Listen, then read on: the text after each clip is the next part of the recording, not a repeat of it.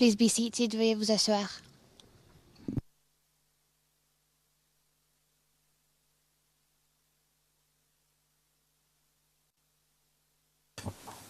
Good morning. Once again, the floor is back to the office of the prosecutor. Le président, bonjour à nouveau. Je redonne la parole au bureau du procureur, Monsieur Garcia. Monsieur Garcia, désolé pour ce retard. Moi, lorsqu'on s'est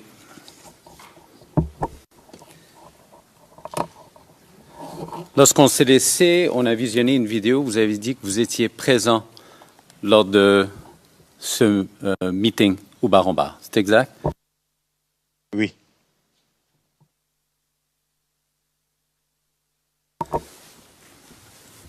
Est-ce que vous vous rappelez de qui d'autre était présent cette journée-là, dans les personnalités?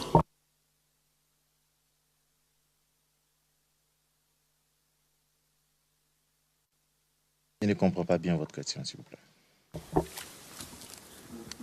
Est-ce qu'il y avait d'autres personnes importantes ou des personnes appartenant à des mouvements politiques qui étaient présents également cette journée-là au Bar-en-Bar?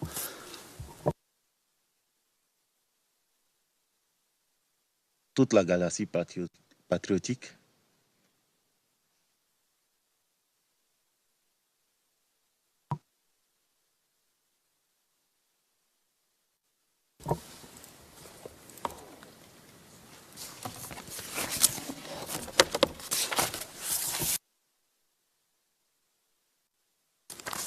Vous rappelez-vous à quelle heure approximativement ce meeting a débuté? 10h, 11h, je pense bien.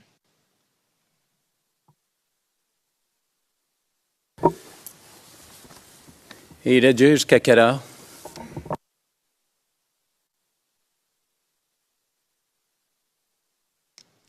13h, aux alentours de 13h.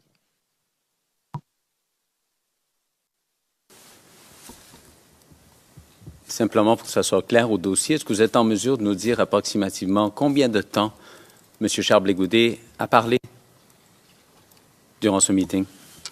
Approximativement.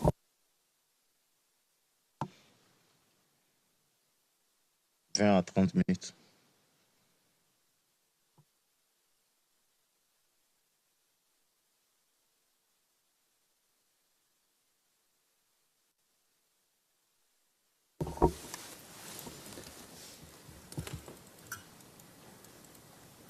Est-ce que vous êtes en mesure de nous dire ce qu'il a dit, ce dont vous vous rappelez ce qu'il a dit, M. Charles Blais Goudet, cette journée-là?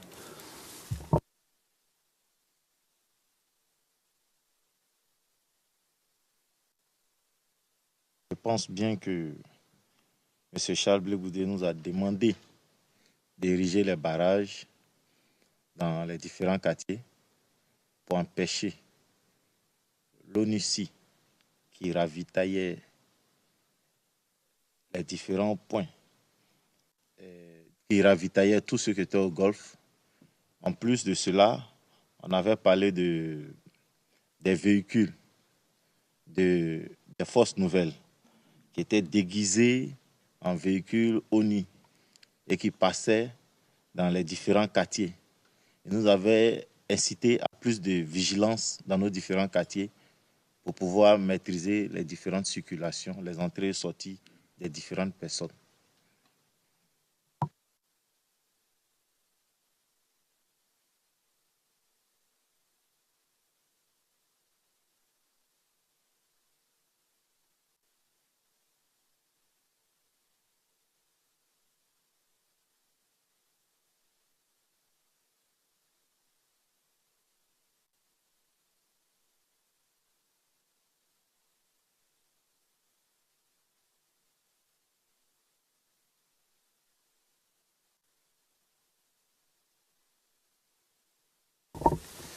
Et la vigilance, c'était... Alors, d'être vigilant pour qui, au juste? Qu'est-ce que M. Blais Goudet a dit à ce sujet?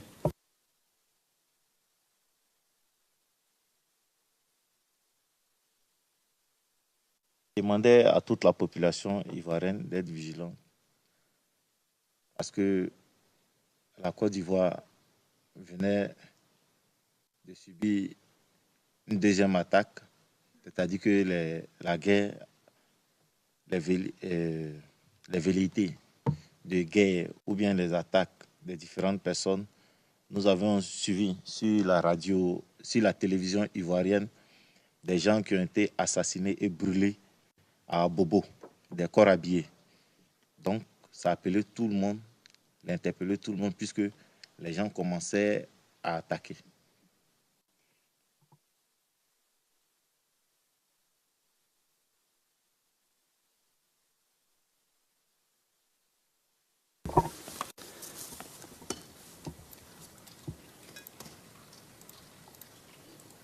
Alors, vous nous avez dit que M. Blé-Goudet a demandé d'ériger des barrages.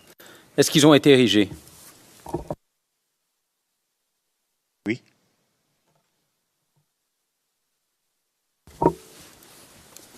Où?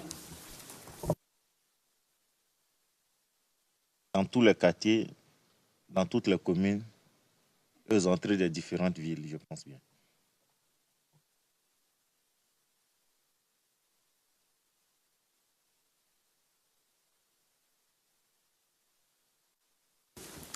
Et quand est-ce qu'ils ont été érigés par rapport à ce discours de M. Charles Blé-Goudet?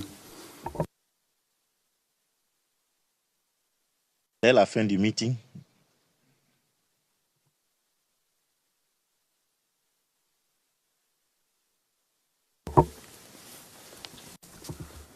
Vous, dans votre quartier, est-ce que vous avez érigé un barrage? oui.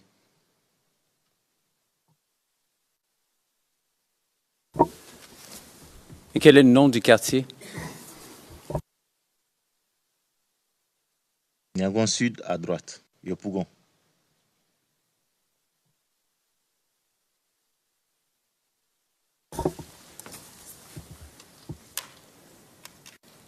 Quand vous dites dans votre quartier, c'est Niangon Sud, est-ce qu'il y a une cité en particulier dans laquelle on a érigé le barrage?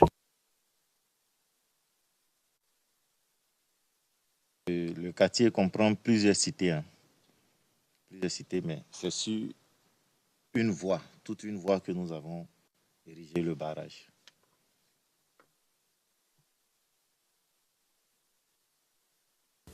Si je comprends bien, pour que le dossier soit clair, c'est la voie Niangon Sud?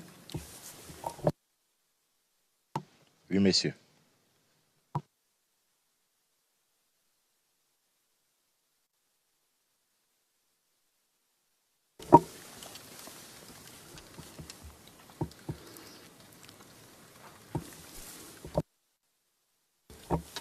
Est-ce qu'il y a un nom en particulier de cette cité dans laquelle vous viviez à l'époque, durant la crise post-électorale à Niangon Sud?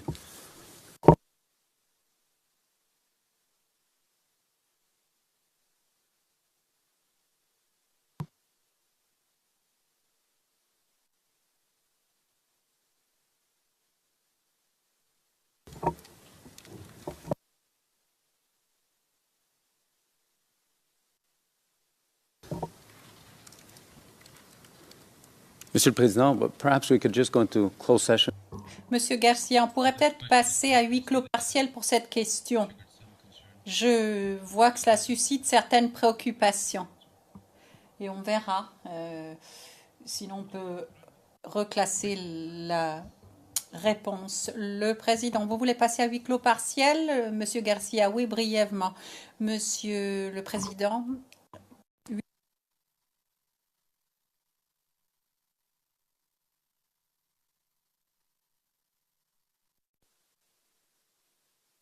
We are back to open session, Mr. President. Greffier d'audience, nous sommes en audience publique à nouveau, Monsieur le Président. Le Président, Monsieur le Procureur.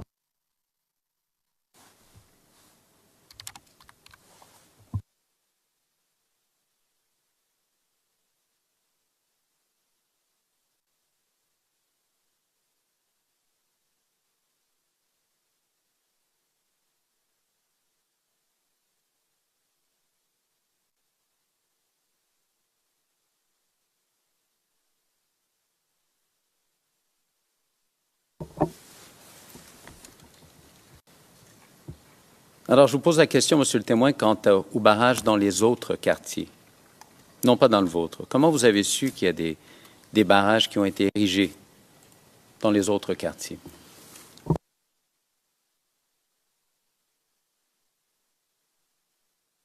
nous vous avons dit précédemment que nous sommes des responsables de mouvement.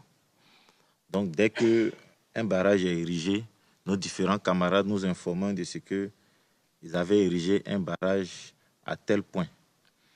Aussi, nous circulions pour voir la véracité ou l'effectivité de ces différents barrages-là. Pour connaître ceux qui dirigent les différents barrages au point de mieux coordonner nos activités sur les différents barrages.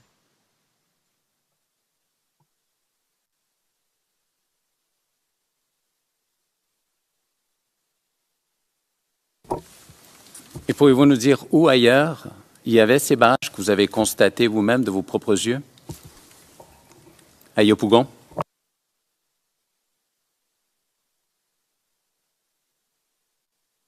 Il y avait le carrefour marché de Niangon, carrefour Timotel Niangon,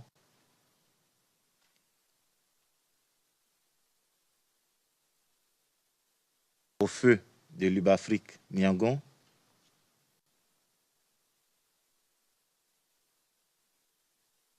à l'église Saint-André de Yopougon Sikoji, entre l'église et la pharmacie Saint-André.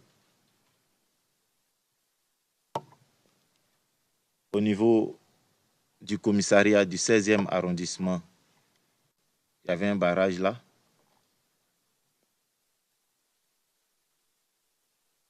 Au niveau de la cité Académie Laurier 14, il y avait un autre barrage. Au niveau de Niangon Nord, près de Discount Stocky, il y avait un autre barrage. Il y avait un barrage, un grand barrage, au niveau de Koweït. Yopougon, Toit Rouge, entre l'espace Gandhi et Abobodoumé, il y avait deux grands barrages là.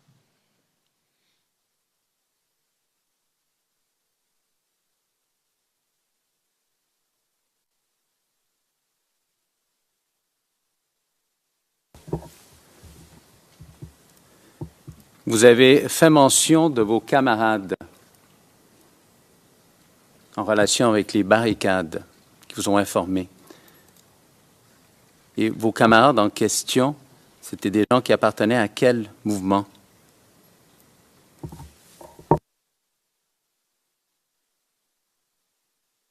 Excusez-moi. On avait des camarades qui appartenaient à différents mouvements. Il fallait déjà, nous nous appelons camarades parce que nous appartenons déjà à des mouvements qui s'apparentaient. Et donc, nous circulions pour voir à peu près les différents camarades dans les différents barrages. Et dit les différents mouvements, je pense que ce sont des camarades qui appartenaient au mouvement des jeunes patriotes.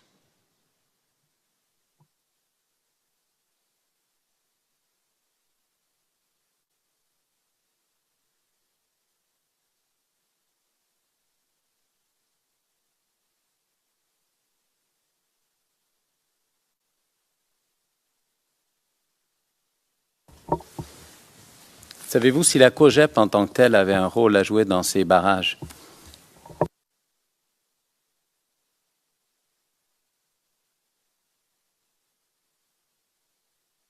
J'ai dit, tout le monde y était à ces différents barrages. Le COGEP pouvait ériger un barrage, peut-être, mais moi, à ma connaissance, non.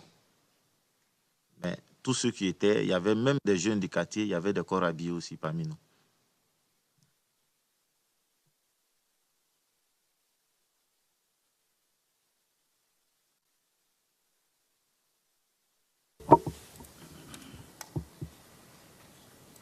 Vous avez mentionné des corps habillés.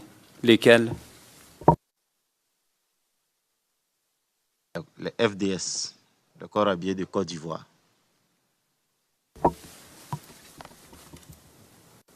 Est-ce que vous avez des noms de ces corps habillés qui étaient parmi vous? Je ne peux pas donner de nom spécifique, puisque c'était des gens qui habitaient les différents quartiers. Donc, ils venaient épauler les différents jeunes à contrôler au mieux les différentes personnes. C'est tout.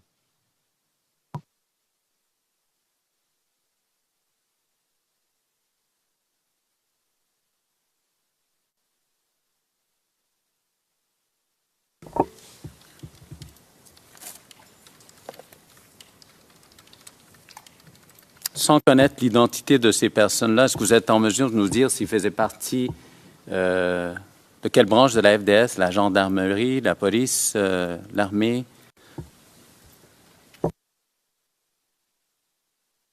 Il y avait tout le monde. Il y avait tout le monde. Des gendarmes, des policiers, des militaires. Il y avait tous les corps habillés. Pourvu qu'ils habitent le quartier, ils venaient s'asseoir pour nous épauler.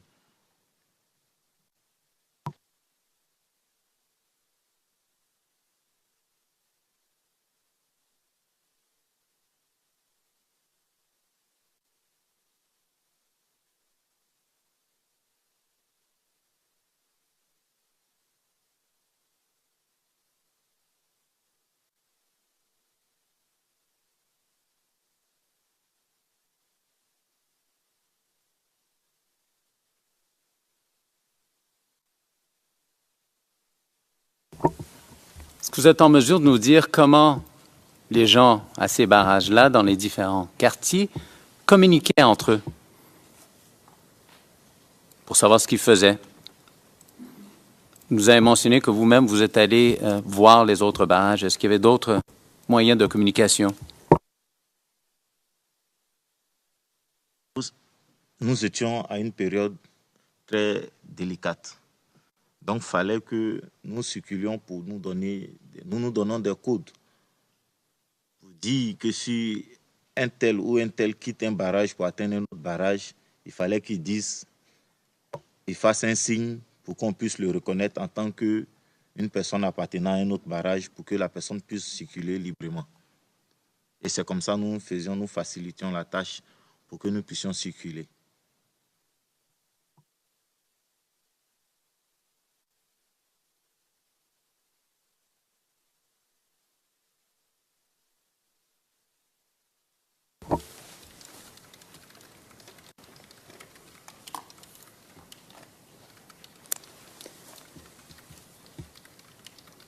Alors, vous dites que vous donniez des codes.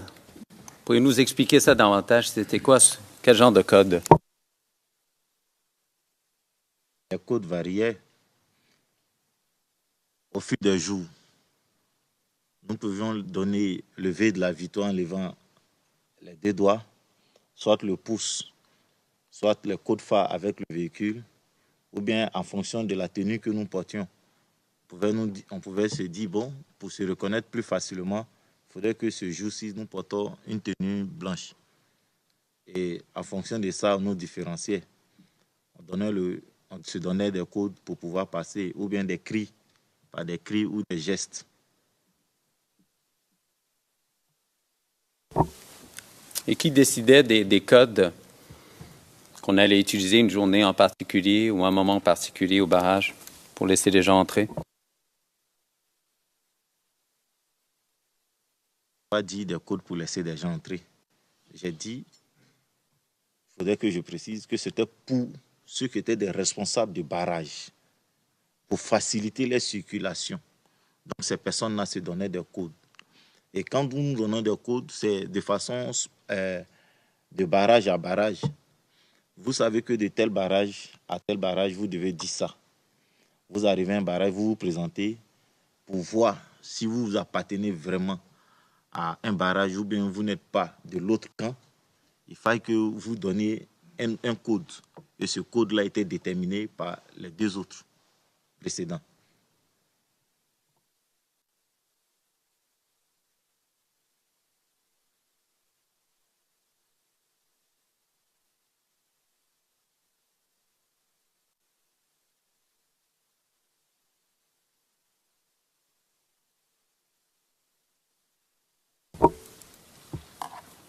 Vous avez fait mention de l'autre camp. De qui parlez-vous?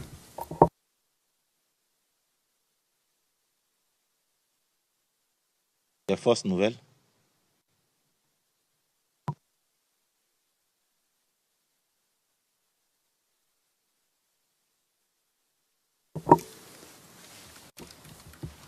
Juste à titre de précision, mis à part ces codes, est-ce qu'il y avait des codes verbaux? Est-ce qu'on disait des choses aussi ou est-ce que c'est simplement des signes?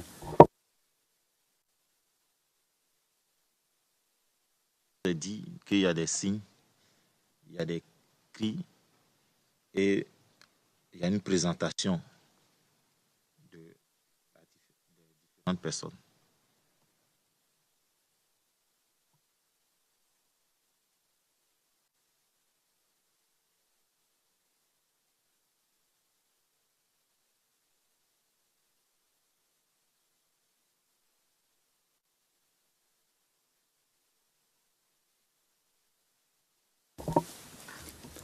Dernière question sur ce sujet, Monsieur le témoin. Par rapport à ces autres quartiers où il y avait des barrages, est-ce qu'il y avait des personnes qui étaient en charge dans certaines zones, dans les zones?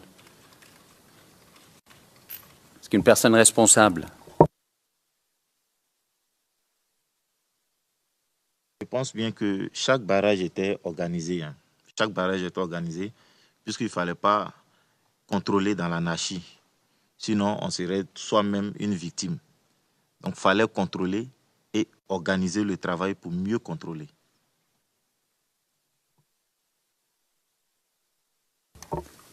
Donc, pour revenir à ma question, il y avait des gens qui étaient responsables dans chaque quartier?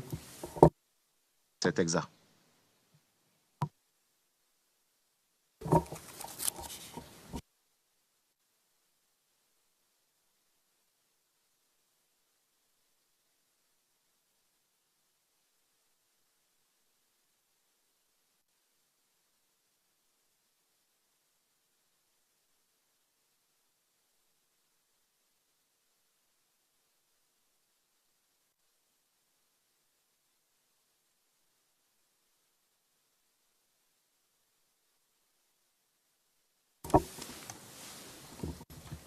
Alors, Monsieur le témoin, avant la pause, durant votre témoignage, vous avez bien dit que vous avez assisté, si je comprends bien, vous allez me corriger si j'ai tort, au meeting, à tous les meetings de M. Charles Blégoudet. C'est exact? Oui.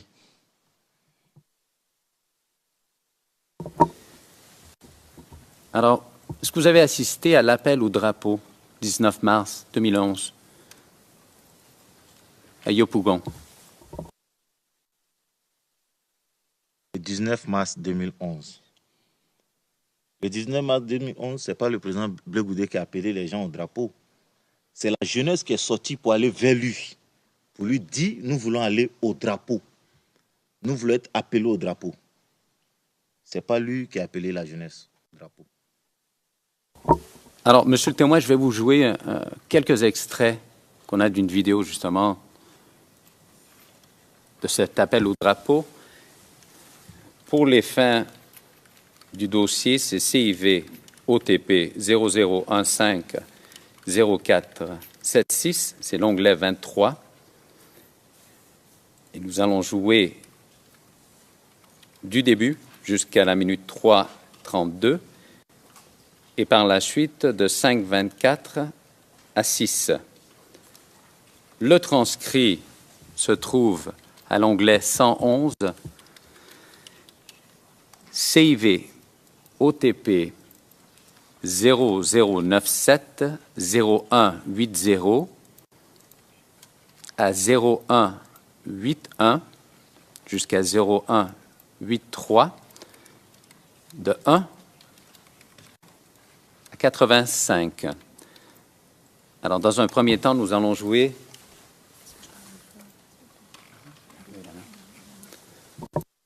si on pourrait avoir la main, s'il vous plaît, pour la vidéo. It's a confidential video. C'est une vidéo confidentielle.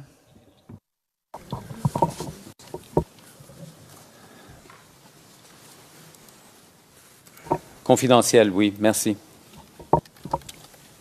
We might have to turn into private session. La greffière d'audience, il se peut que nous devions passer à huis clos partiel. Le président, Maître Knops, je souhaiterais que la Chambre soit informer de ce qui suit. La vidéo et qui se trouve à l'intercalaire 23 ou à l'onglet 23 est une vidéo qui fait l'objet d'un contentieux devant la Chambre. Et pour ce qui est de la page 38, ligne 15 à 16 du compte-rendu d'audience 143, la Chambre avait fait droit à une objection de la défense. Pour les mêmes raisons ou pour la même situation, l'accusation avait l'intention de présenter une vidéo, la vidéo de l'onglet 23, et la Chambre avait fait droit à cette objection sur la base de l'argument suivant, à savoir la vidéo en question fait l'objet d'un litige ou d'un contentieux. Donc, nous répétons la même objection, étant donné que la Chambre a déjà rendu une décision à ce sujet, et cela fait l'objet du compte-rendu d'audience 143. Le président, Monsieur MacDonald. Monsieur MacDonald, est-ce que nous pourrions avoir cette conversation, si tant est que nous ayons besoin d'avoir cette conversation, en l'absence du témoin? Mais la vidéo a été filmée par les témoins 87 et 88 qui vont venir déposer. Mais si le témoin nous dit qu'il était présent à toutes les réunions de M. Blégoudet, c'est ce qu'il a dit. Donc, il peut authentifier. Je sais que vous n'aimez pas le terme d'authentifier, Monsieur le Président, mais en tout cas, il peut nous certifier ou nous dire qu'il était bel et bien présent. Et c'est une façon de présenter des éléments de preuve dans le dossier. C'est présenter une vidéo par le truchement d'un témoin, même s'il ne l'a pas filmée. Mais du point de vue de la base juridique, il n'y a aucun problème. Alors certes, vous avez réfuté une objection semblable, si je ne m'abuse, la semaine dernière. Il s'agit du témoin 440 qui témoignait, et il s'agissait du baron Barre et d'un discours qui avait été prononcé là-bas. C'est exactement la même chose, le président. Bien. Bon, écoutez, nous allons voir. Posez les questions, faites abstraction de cela pour le moment. Nous n'allons pas rendre de décision de suite parce qu'il va falloir que nous vérifions pour être logique avec nous-mêmes. Mais je ne pense pas que ce soit la dernière question que vous allez poser. Monsieur MacDonald, non, mais je pense que nous allons très certainement terminer avant la fin de ce volet d'audience pour que vous soyez informés. Monsieur Garcia, permettez-moi d'intervenir. Je sais que nous avions indiqué une durée de 4 heures. Cela va être beaucoup plus court, en fait, parce que je vois que je n'ai plus beaucoup de questions à poser aux témoins. Alors, bien entendu, c'est pour cela que nous souhaiterions qu'une décision soit rendue en la matière. Le président, écoutez, d'accord, allez-y, allez de l'avant et nous rendrons notre décision très, très vite.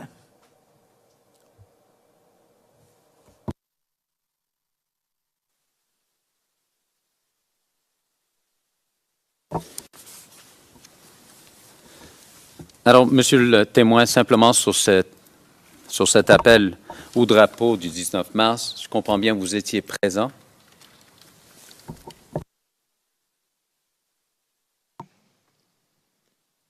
Je vous dis, 19 mars.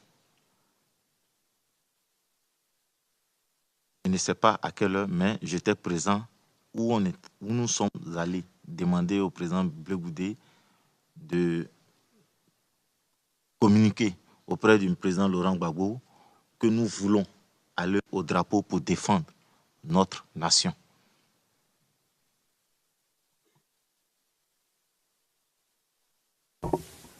Simplement pour préciser, c'était bien à la place CP1 d'Ayopougon qu'a eu lieu ce discours de M. Charles Blégoudet?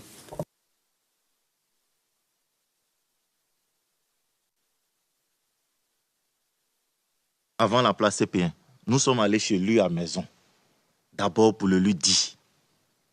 Pour le lui dire. À la place CP1, nous avons réitéré notre désir de défendre notre nation contre la rébellion.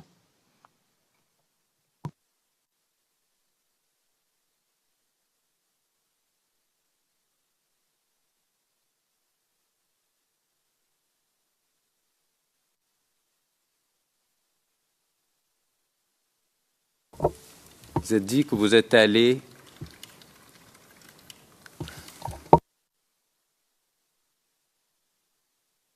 chez chez lui à Maison, c'est où ça exactement? Vous êtes allé où?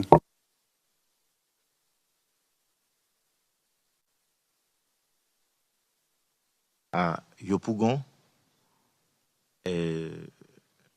quartier résidentiel. Quel quartier résidentiel? J'ai dit Yopougon.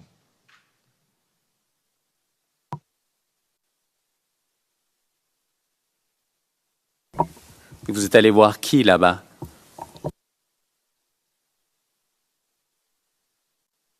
Nous sommes allés voir le ministre Charles Blé Goudé là-bas.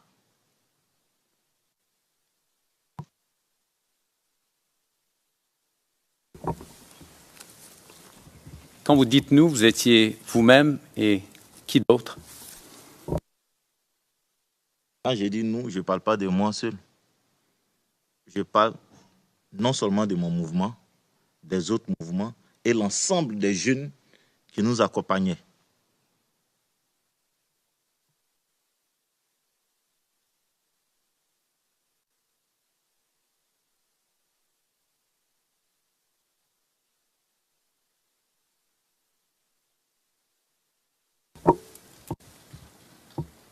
Mr. President, Your Honors, at this... Monsieur Garcia, Monsieur le Président, nous souhaiterions pouvoir montrer maintenant 2 extraits de la vidéo dont j'ai parlé un peu plus tôt. Le Président, mais c'est juste pour lui demander s'il était présent, Monsieur Garcia. Non, cela a déjà été réglé. Il s'agit tout simplement de voir ce qui a été dit pour confronter le témoin. Je ne vais pas en dire davantage parce que le témoin est présent, mais c'est pour confronter le témoin à ce qui a été dit.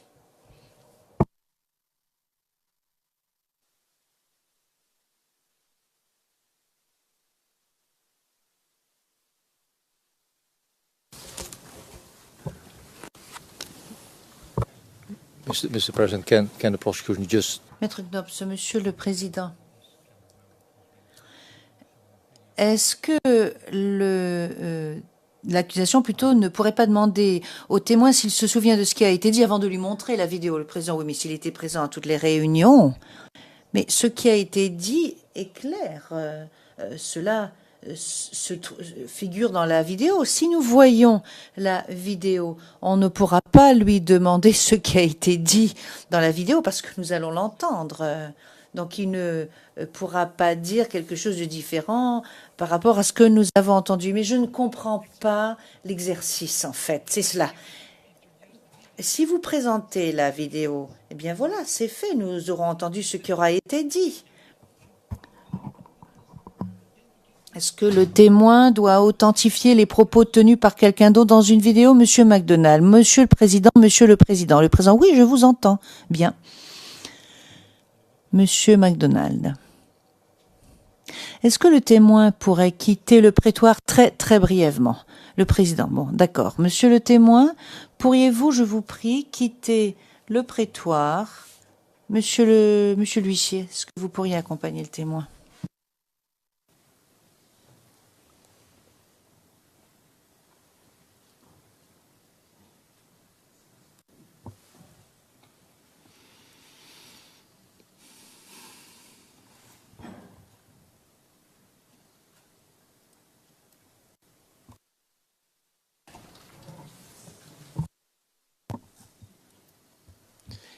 Yes. Le Président, oui. Monsieur McDonald, merci, Monsieur le Président. L'accusation a un témoin qui faisait partie du mouvement. En conséquence, il est considéré comme un témoin du premier cercle. Il avait donc le point de vue privilégié d'une personne qui faisait partie de ce premier cercle. Il peut également reconnaître les informations au-delà de la teneur des propos. Ce ne sont pas les propos qui nous intéressent parce que nous allons les entendre. Alors vous pouvez, en fonction du paragraphe 43, présenter des éléments de preuve directement donc directement à la Chambre, ou vous pouvez le faire par le truchement d'autres témoins. Et par le truchement d'une autre chambre. Le président voulait dire quoi par une autre chambre? Monsieur MacDonald, pas la chambre d'appel, le président. Ah bien, Monsieur MacDonald. Alors nous avons maintenant un témoin qui dit qu'il était présent. Nous essayons de voir ce qui a été dit sur cette vidéo pour la totalité des propos, avec les personnes présentes, l'identification des personnes. Mais il y a beaucoup plus parce que le témoin nous dit qu'il s'agissait d'une action spontanée de la part des jeunes. Mais maintenant, nous voulons également lui confronter la gestuelle, l'appel qui est lancé, les images, les propos tenus, tout ce qui émane de l'accusé. Et je pense que nous pouvons le faire et nous devons le faire dans un prétoire. Il est important de le faire. Nous pouvons tout à fait montrer des extraits vidéo comme nous l'avons fait avec d'autres témoins. L'objection soulevée par la défense à ce sujet devrait être réfutée. C'est ce que nous avançons parce qu'elle n'est pas fondée, cette objection. Monsieur le Président. Le Président, Maître Rocher, Monsieur le Président. D'après ce que je comprends, la vidéo en question fait l'objet d'une demande portant autorisation, demande qui a été présentée devant la Chambre, et il s'agit de présenter cela directement. Et à juste titre, vous avez indiqué que la Chambre est tout à fait en mesure d'observer ce qui se passe sur une vidéo, ce qui se dit dans cette vidéo. Alors, bien entendu, on peut poser des questions à ce témoin au sujet des événements qu'il a vécus, mais outre lui demander son point de vue à propos de ce qu'il verra sur la vidéo, je ne vois pas très bien de quoi d'autre on pourra lui demander au sujet de cette vidéo. En d'autres termes, si cette vidéo est versée au dossier directement, à moins que l'accusation n'ait des questions très très précises qu'elle souhaite poser aux témoins, et que pour ce faire, il est nécessaire de montrer la vidéo, à mon avis, point n'est besoin de montrer cette vidéo. Pas du tout même. Le président, Maître Knops, de surcroît, Monsieur le Président, je pense que l'argument qui milite en faveur de la réfutation de ce que demande la vidéo figure à la page 33, ligne 10 et à 13 de ce compte-rendu d'audience. Car il est indiqué, nous voulons confronter le témoin avec cet appel au drapeau et nous voulons confronter ce témoin au terme et à la gestuelle de l'accusé. Donc l'intention de l'accusation est en conséquence de demander une opinion à ce témoin. Et c'est pour cette raison que cette vidéo ne devrait pas être montrée. Merci. Le Président, je vais faire une suspension d'audience de 5 minutes car je souhaite consulter mes collègues. Merci.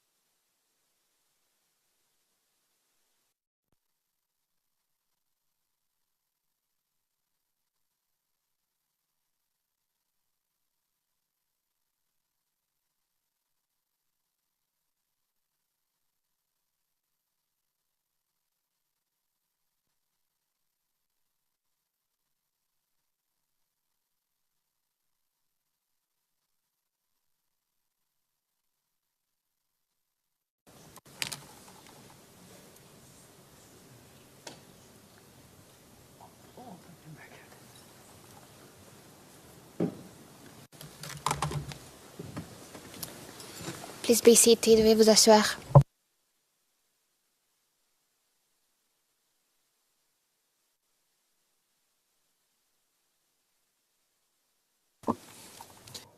Président, l'objection soulevée par l'équipe de la défense ou par les équipes de la défense contre la diffusion de cette vidéo est rejetée. La vidéo pourra être montrée. La première question sera: est-ce que vous étiez présent? Puis ensuite, nous verrons en fonction des questions, l'une après l'autre, ce qui sera autorisé ou non. Mais bien entendu, pour ce qui est de la gestuelle, je ne pense pas que ce soit une question qui devrait être posée. Est-ce que le témoin, donc, pourrait revenir dans le prétoire? Merci. I mean, the interpretation. Enfin, ce que j'entendais, c'est l'interprétation de la gestuelle, ce que signifie la gestuelle. C'est cela que je voulais dire.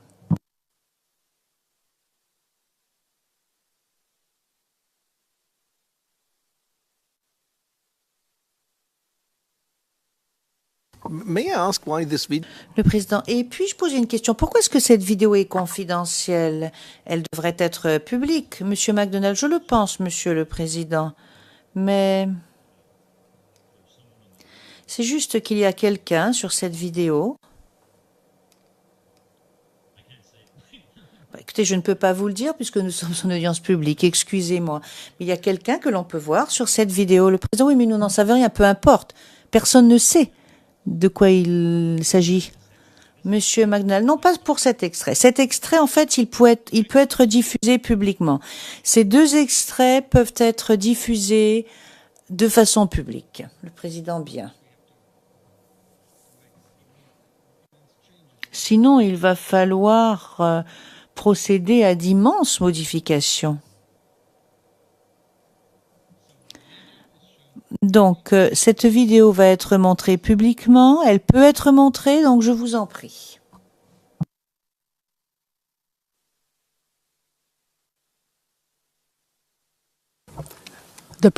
La greffière d'audience, vous avez la main, l'accusation à la main, ce sera sur le pavé numéro 2. Celle que vous avez l'habitude de voir ici. Donc, calmez-vous, concentrez.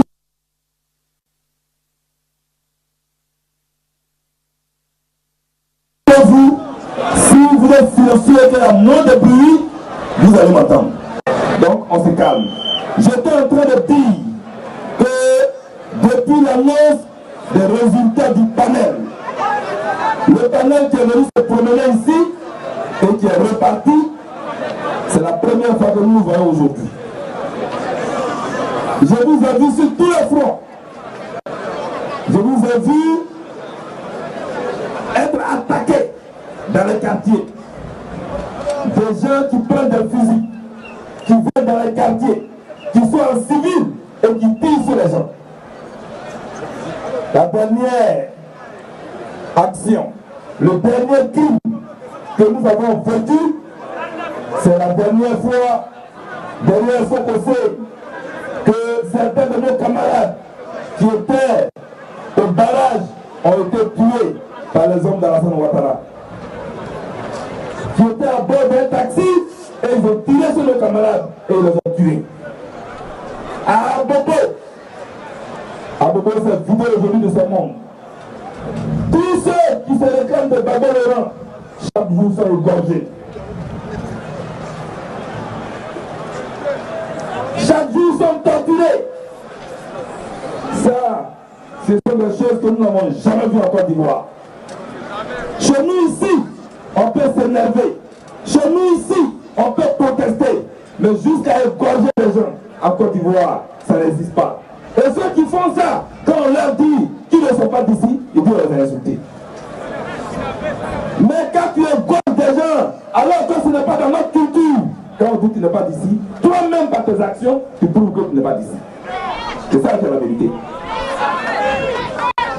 Les gens vont dans les villages et briller, comme en Okouakouté, dans des églises, ils égorgent les gens. Et ça, Joy ne voit pas ces crises. Dans aucun rapport de l'ONU, cela n'existe. Comme si ceux qui meurent à Bobo, ceux qu'on égorge à Bobo, ne sont pas des êtres humains. Mais dès que des gens qui ont des amulettes partout, des gris-gris partout, vont attaquer des commissariats et que les policiers les tuent, oui, ces 15 civils à Abidjan sont morts. Oui, crime contre l'humanité. L'humanité là, nous aussi on est dedans. Dans l'humanité là, nous aussi on est dedans. Dans l'humanité là, les gens de Babeko là, ils sont dedans.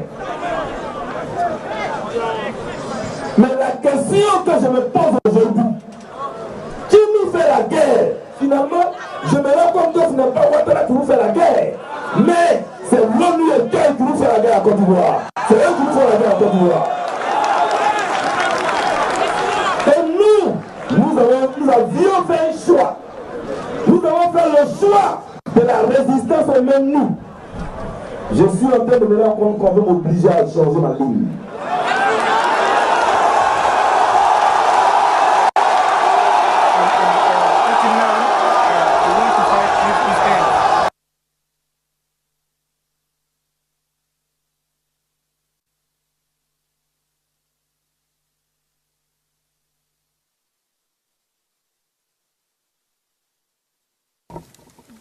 Alors, Monsieur le Président, Your Honor, is the second extract we'll be playing as Monsieur Garcia, voilà le deuxième extrait que nous voulons faire diffuser également. For the record, 524. Pour le procès-verbal, il s'agit de la minute 5 minutes 24 à 6 minutes.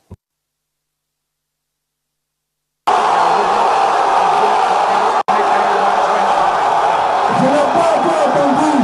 Jeune de Côte d'Ivoire. Est-ce que vous êtes prêts à regarder pour servir le pays?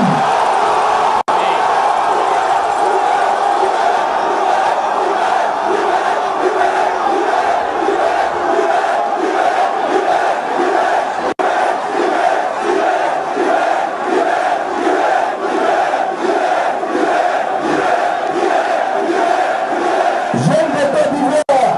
Est-ce que vous êtes prêts à aller dans l'armée pour servir le pays?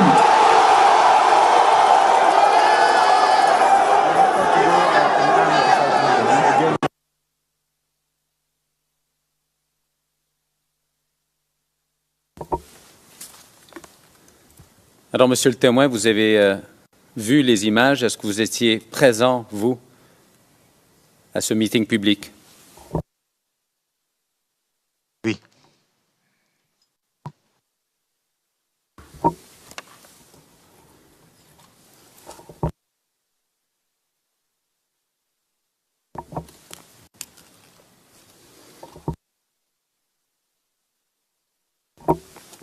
Maintenant, Monsieur le témoin, je vais vous montrer une autre vidéo du 14 mars, celle-ci. Alors, à l'onglet 61,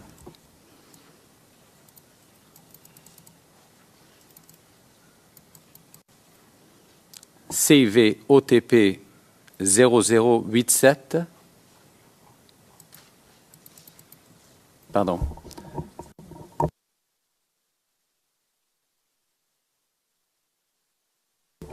Un instant.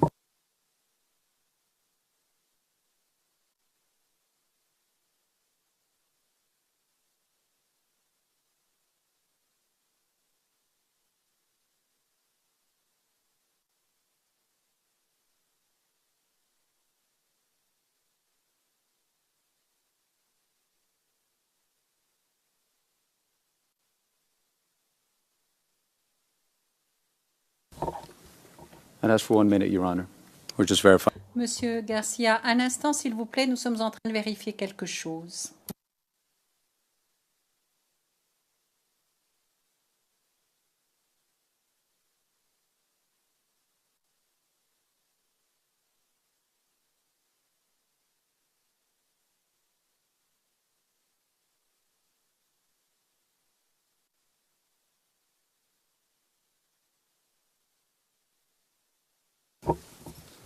Bon, alors, il s'agit de l'onglet 61. C'est le CIV OTP 0069 03 71.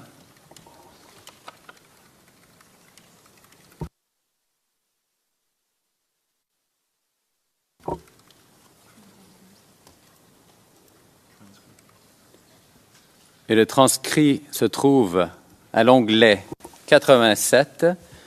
Il s'agit du 0087 0724. Et nous allons jouer jusqu'à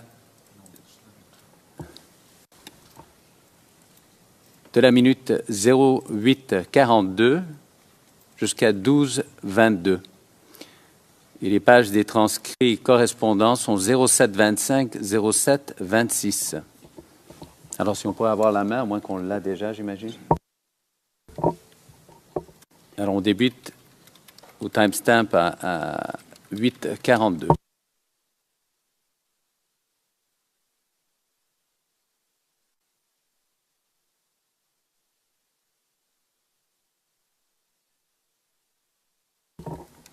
We seem to have a technical issue with the sound once again. Monsieur Garcia, apparemment, il y a encore un problème technique avec le son.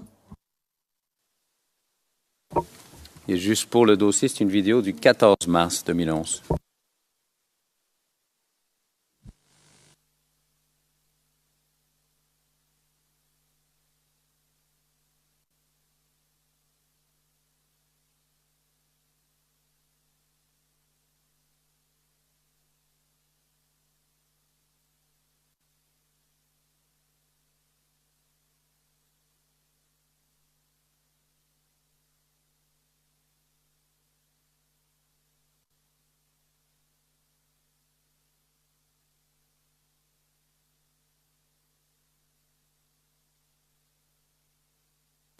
Can we understand what... Le président, qu'est-ce qui se passe exactement? Est-ce que vous pouvez nous le dire, Monsieur Garcia? Apparemment, il y a encore un problème technique avec le son. Le président, maintenant, ça fonctionne. Thank you. Yes, we're ready to start. Oui, nous sommes prêts à commencer. De la délégation LMP à Addis Abeba vous sera proposé en édition spéciale après raison d'État. Les populations de la commune de Yopougon ont vécu quelques incidents ce matin. Charles Blé Goudé, président de l'Alliance des jeunes patriotes, appelle les Ivoiriens au calme et à la sérénité devant tous les actes de guérilla urbaine. Il leur demande de ne pas répondre à la provocation pour ne pas tomber dans le piège de la guerre civile. Nous l'écoutons. Les Ivoiriens attendaient la décision du panel et du Conseil de paix et de sécurité de l'Union africaine. Et cette décision-là est connue. Et comme vous pouvez le deviner, il n'y a rien de nouveau sous les tropiques. L'Union africaine demande simplement à M. Ouattara de venir se faire investir par le Conseil constitutionnel. Lequel Conseil constitutionnel a déjà investi le président Laurent Gbagbo. Ce qu'il y a simplement de nouveau, c'est que finalement, le Conseil de paix et de sécurité reconnaît la valeur juridique du Conseil constitutionnel. Depuis cette annonce, la Côte d'Ivoire a commencé à être envahie par des rumeurs folles. Et c'est la psychose partout. Nous sommes ici pour rassurer les Ivoiriens. De ce que, de 2002 jusqu'au moment où nous vous parlons, aucune résolution d'aucune organisation internationale n'a jamais été favorable au régime de Gbagbo Laurent. C'est le peuple de Côte d'Ivoire debout qui a toujours sauvé ce pays. C'est pourquoi je voudrais vous dire que face à cette déclaration, face à ces agissements, face même aux tueries des rebelles qui ont chassé tout le monde au nord et qui chassent des gens dans des communes qui leur semblent être favorables, nous avons des raisons de nous battre. Mais surtout, ne pas nous tromper de combat. L'on veut nous pousser à l'erreur et à la faute de la guerre civile. M. Ouattara et son camp veulent nous pousser à l'erreur et à la faute de la guerre civile. Il ne faut pas tomber dans cette erreur. Il ne faut pas tomber dans ce piège. Ce qui est important, c'est que les Ivoiriens brûlent. Ils brûlent d'envie de sauver leur pays. Ils brûlent d'envie de sauver leur patrie. Nous sortons fraîchement d'une réunion. Et croyez-moi, dans les heures qui suivent, nous allons vous lancer un appel pressant. Préparez-vous, parce que les heures qui arrivent, vous allez répondre à un appel historique. Mais un dernier appel historique pour libérer la Côte d'Ivoire. C'est le lieu de vous féliciter déjà. Vous qui avez dressé des barrières et des barrages dans les quartiers. Pour protéger vos quartiers, nous avons les résultats de ces barrages. Ces barrages ont découragé les rebelles. Continuez, mais surtout, soyez polis. Soyez polis et évitez de racketter. Je sais que vous ne rackettez pas. Mais pour vous discréditer, l'on raconte n'importe quoi. Nous viendrons vers vous. Vous qui êtes dans les quartiers, les populations ivoiriennes, nous viendrons vers vous pour vous parler. Mais avant de venir vers vous, nous vous lancerons un appel historique. Pour l'instant, reprenez votre travail. Et allez au travail tranquillement. l'armée de Côte d'Ivoire jouera son rôle. Ne vous laissez pas avoir par les rumeurs. Ça aussi, c'est une autre forme de bataille psychologique que l'adversaire veut gagner. Mais il va échouer. Ce combat que nous avons commencé depuis 2002, je vous le dis, camarades, nous allons le gagner. Et nous le gagnerons. Parce que nous sommes dans le vrai, nous sommes dans le juste. Que Dieu bénisse la Côte d'Ivoire. Merci.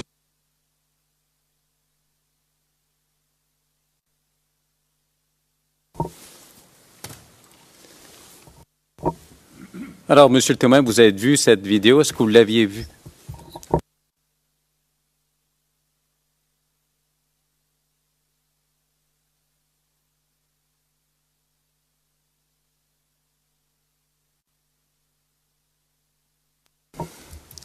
Alors, Monsieur le témoin, vous avez vu cette vidéo. C'est une vidéo que vous aviez vue à l'époque?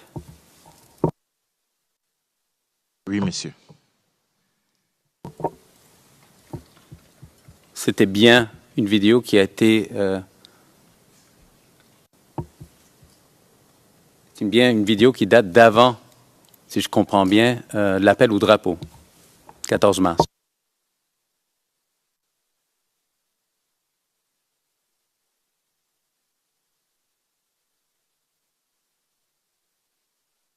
Vous avez parlé d'appel au drapeau. Quel appel au drapeau? Parce que je n'arrive pas à comprendre. Alors, je vais reformuler ma question. Nous avons de l'information comme quoi que cette vidéo a été faite le 14 mars 2011 et avant, il a été question du 19 mars 2011, les deux extraits que je vous ai montrés.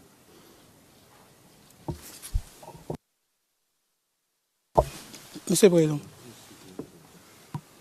Maître Bouillon. Il y a deux phrases sans question. Il y a deux phrases, mais il n'y a pas de question.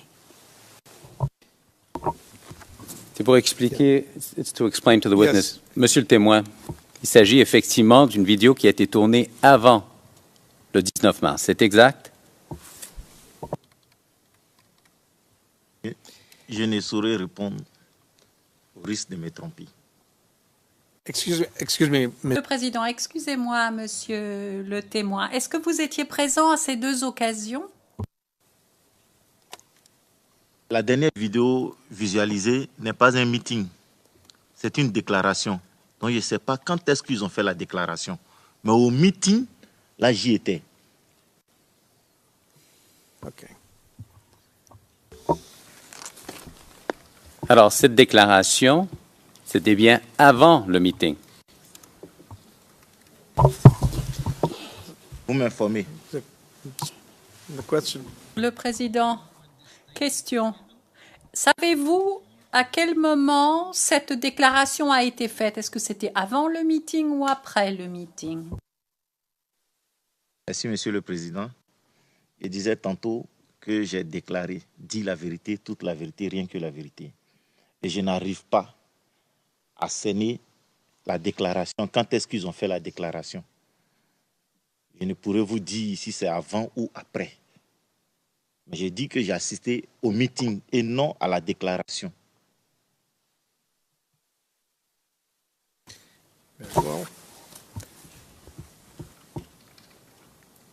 Alors, nous avons tous entendu la vidéo.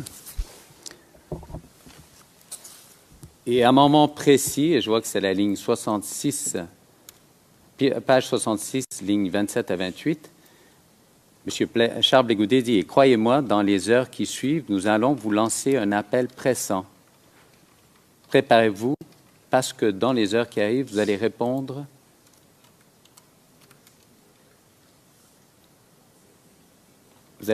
à un appel historique pour libérer la Côte d'Ivoire. » Est-ce qu'il a eu lieu cet appel par la suite?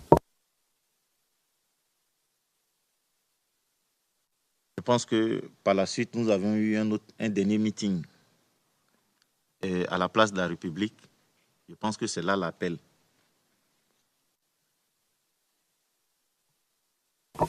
D'accord. Alors revenons aux deux extraits. Je vous ai montré des extraits d'un appel qui avait été lancé le 19 mars 2011. Monsieur le Président. Maître Bouillon? Oui. il y a un grave problème de terminologie dans la formulation des questions de l'accusation. C'est vrai qu'il peut ne pas être d'accord avec le témoin sur les mots. Depuis sa ligne de questions, le témoin réitère que ce n'est pas un appel de M. Charles Blé Goudé et que c'est plutôt le contraire. Mais il s'acharne chaque fois à prétendre d'un certain appel. Le témoin dit: j'étais à un meeting, c'est nous qui avons demandé à M. Charles Blé Goudé de faire ceci ou cela. Mais depuis une heure, il est en train de parler d'un appel. Excusez-moi. Il est en train de parler d'un appel. On ne sait pas de quoi il parle. Le témoin a dit quelque chose. S'il n'est pas d'accord, il le confronte à autre chose. Mais sinon, le témoin est formé là-dessus. Depuis plusieurs heures, il est en train de répéter la même chose. Et donc, voilà, il faut qu'on arrête et qu'on dise ce que le témoin a dit exactement.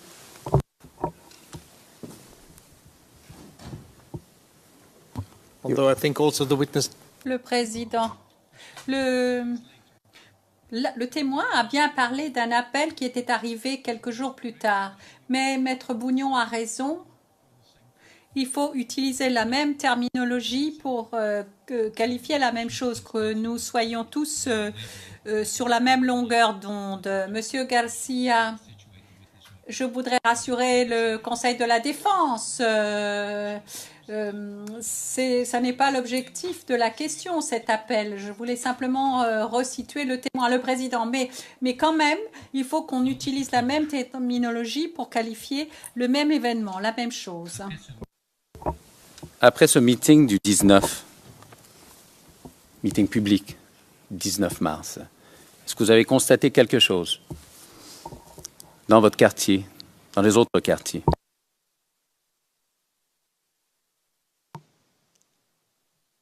Nous sommes repartis, puisque les barrages existaient déjà, donc nous attendions l'appel probable qu'on allait nous donner.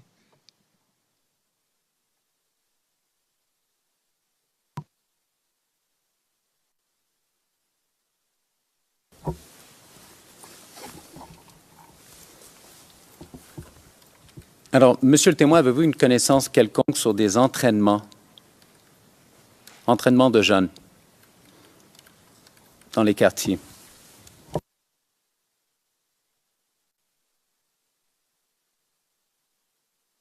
Oui.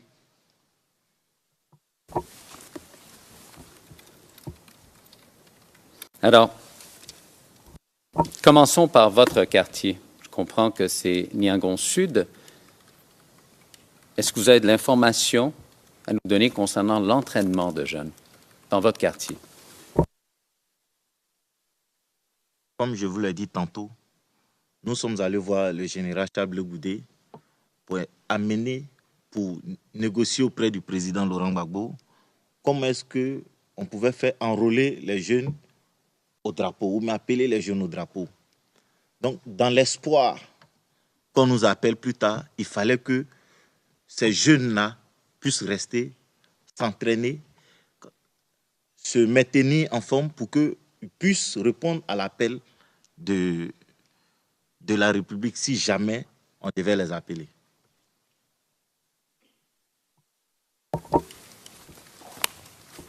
Alors, plus précisément, dans votre quartier, à Niangon Sud, est-ce qu'il y avait de l'entraînement qui se faisait de ces jeunes justement pour les préparer?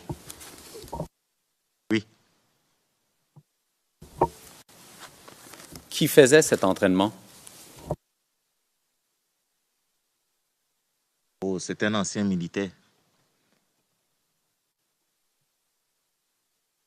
Est-ce que vous êtes en mesure de nous donner le nom de cet ancien militaire?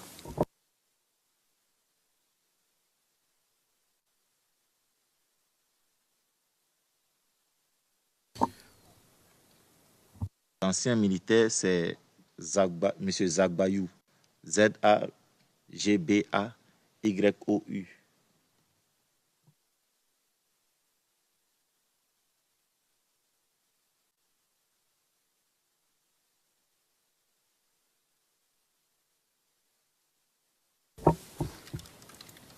Ce Jacques Bayou, est-ce que c'est une personne que vous connaissiez déjà auparavant?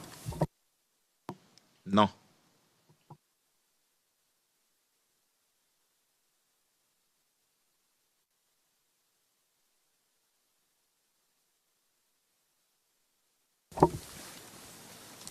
Et où se faisait l'entraînement de M. Zach Bayou?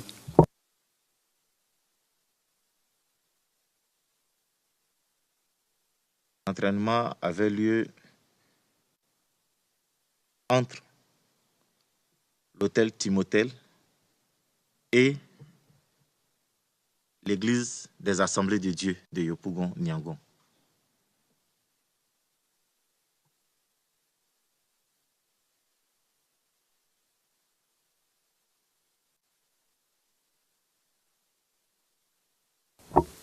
Et l'entraînement en question consistait en quoi? Qu'est-ce qu'il faisait?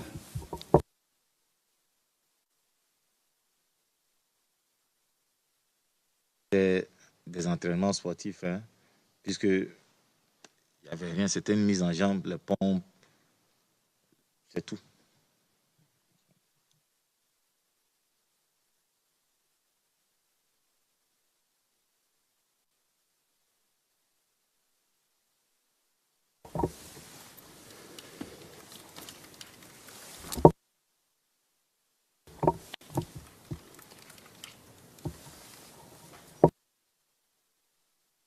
Alors, Monsieur le témoin, je vais vous montrer une vidéo et par la suite quelques extraits. Je vais vous poser quelques questions précises. Alors, il s'agit de la vidéo CIV OTP 0062 1007 à l'onglet 44. Et nous allons jouer les timestamps du début jusqu'à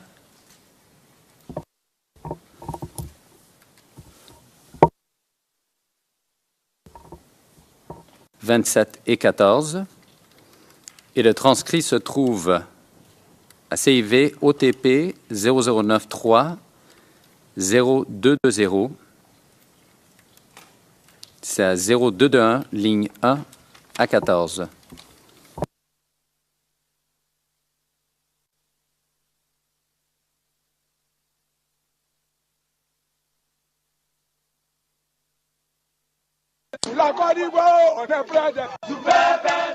Ils sont venus de Yopougon, Trècheville ou Cocody. Tous les quartiers d'Abidjan sont représentés. Ils ont entre 14 et 20 ans. Ce sont les dernières recrues du mouvement des jeunes patriotes de Laurent Gbagbo. Ils sont prêts à tout combattre. Ces jeunes-là, ce sont des volontaires, ceux qui aiment leur pays et qui sont prêts à mourir pour le pays. Alors maintenant, Monsieur le témoin, nous allons simplement vous montrer un arrêt image tiré de ce même extrait. C'est 0098 0410, c'est à l'onglet 116.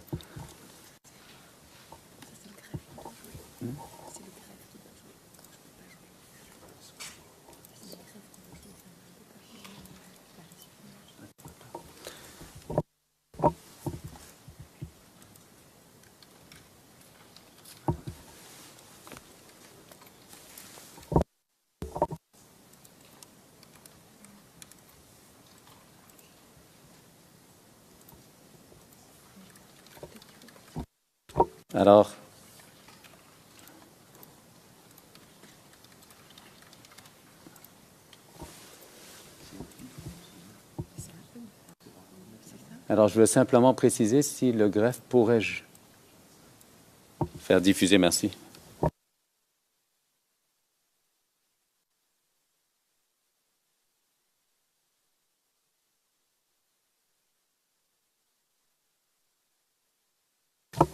It's presented in Evidence Channel. Greffier d'audience, le document est sur Évidence 1.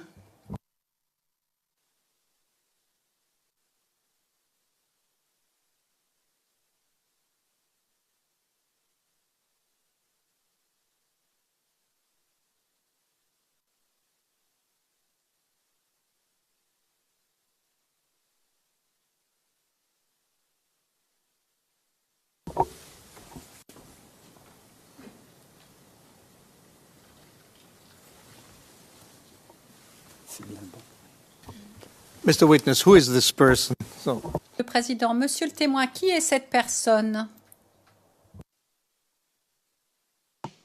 Monsieur le Président, c'est M. Zach Bayou, je pense. Thank you very much. Le président, merci beaucoup.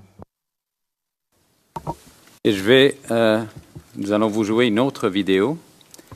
Alors, c'est CIV OTP 0064-0113. C'est l'onglet 57. Et c'est la minute 46-26 à 46-34.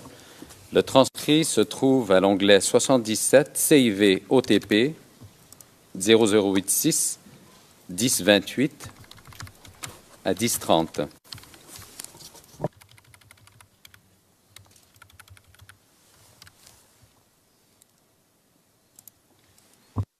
Top number. L'onglet, quel est le numéro de l'onglet? L'onglet for the transcript is 70. Pour la transcription, c'est 77. Et pour la vidéo elle-même, c'est 57, dit Monsieur Garcia. Maître Bouillon. Oui, Monsieur le Président, j'aimerais faire remarquer à la Chambre qu'on n'a pas les dates de toutes les vidéos qui sont jouées par le procureur jusqu'à présent. Il n'y a aucune référence sur les dates des vidéos qui sont jouées. We will ask. Mr. Yes, McDonald. Le président, on va demander. Monsieur McDonald, il y a une date, je crois que c'est Maître Andry qui a demandé la référence la semaine dernière et je l'ai envoyée par courriel. C'est la même référence. Le président. Monsieur McDonald, ça a été montré sur France 24, première semaine de février. Et vous verrez aussi des images de l'appel de Chancroux, etc. Tout a été filmé cette semaine-là. Nous allons jouer la vidéo.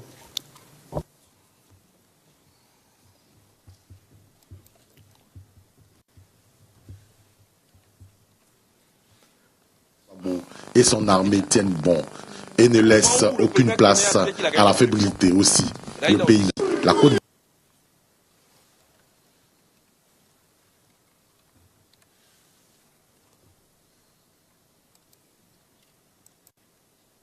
Le président de la République, Laurent Gbagbo, et son armée. Alors, nous avons fait un arrêt sur image à 46-28-08. Vous voyez l'image, l'arrêt sur image devant vous, monsieur le témoin. Est-ce que vous êtes en mesure d'identifier la personne qui se trouve à l'extrême gauche de l'image? Oui, c'est M. Zagbayou.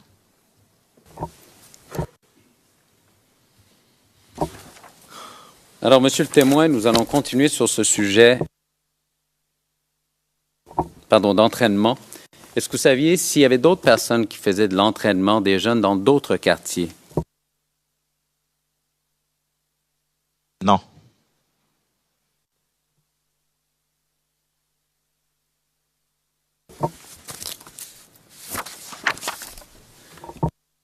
À Yopougon, à la place CP1 ou à d'autres quartiers, est-ce qu'il y avait d'autres entraînements? J'ai dit non à ma connaissance.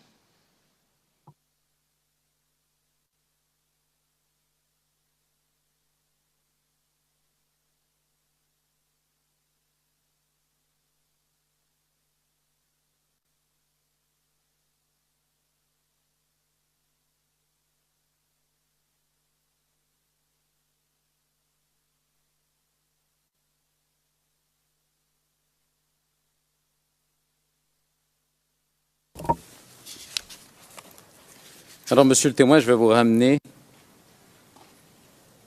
à votre déclaration. Et justement, on vous posait des questions concernant ces entraînements. Je fais référence à CIV OTP 0063 1332. Can you read out the numbers? Le président, est-ce que vous pourriez redonner lecture de la cote à nouveau parce que c'était un peu trop rapide pour les interprètes. Merci. Alors, c'est CIV OTP 0063 1332. 332. La page à laquelle je fais référence, c'est la page 1355. Et je vais faire référence aux lignes 813 à 821.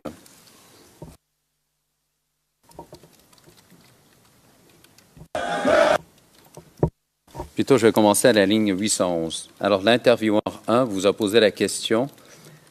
D'accord, mais à Abidjan, est-ce que vous saviez s'il y avait d'autres endroits où on faisait où? Ligne 813, c'est votre réponse. Et je cite, oui, il y avait autre endroit, puisque c'était l'appel au drapeau. Donc, il fallait que tout le monde, chacun se mettait pour pouvoir intégrer au maximum possible ces militants, ces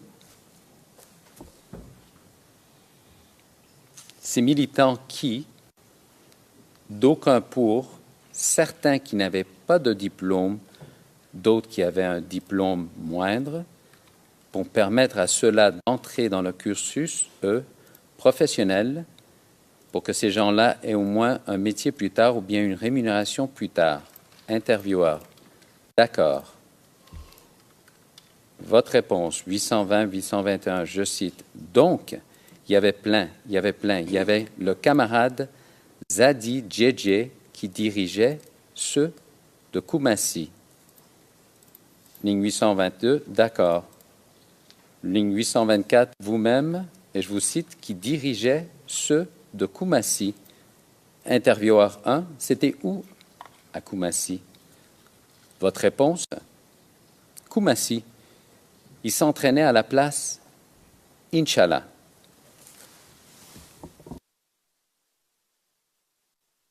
Alors, Monsieur le témoin, c'est bien ce que vous avez dit aux enquêteurs du bureau de l'accusation? Oui, mais auparavant, vous m'avez demandé si Yopougon place CP1. C'est pourquoi j'ai dit non. Alors, en ce qui concerne M. Zadi Djedje, est-ce que c'est exact qu'il, justement, il entraînait des gens à Koumassi, à la place Inch'Allah?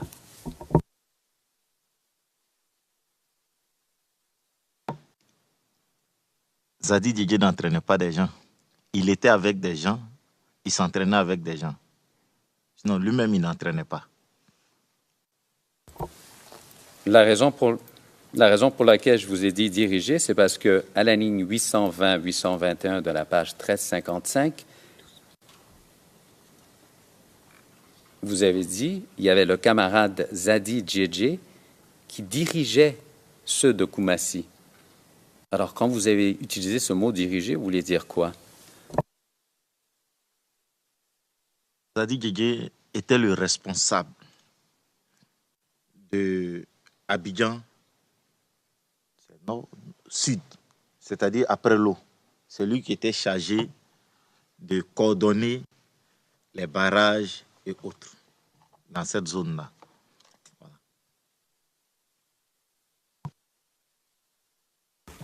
Qui faisait la formation en tant que telle à Koumassi?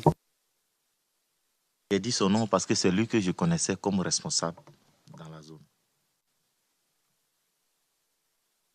Donc, vous ne connaissez pas le nom de la personne, du formateur ou de la personne qui donnait la formation ou l'entraînement?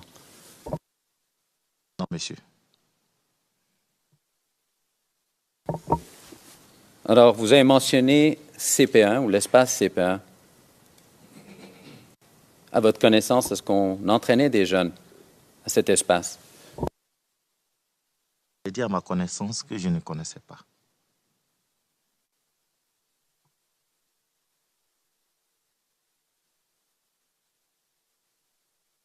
Alors, Monsieur le témoin, je vous ramène à votre déclaration encore une fois. 0063-1332 à la page 1359.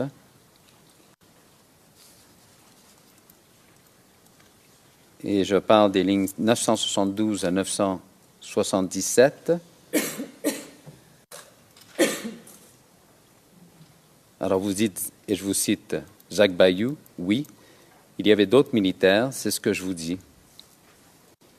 Intervieweur 1, je cite, d'accord. Vous-même, et je vous cite, il y avait d'autres militaires. Intervieweur 1, ouais.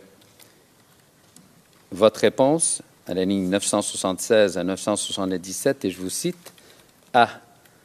Au niveau de Sikoji comme ça, l'espace qu'on appelle l'espace CP1, il y avait des militaires qui formaient des jeunes là-bas.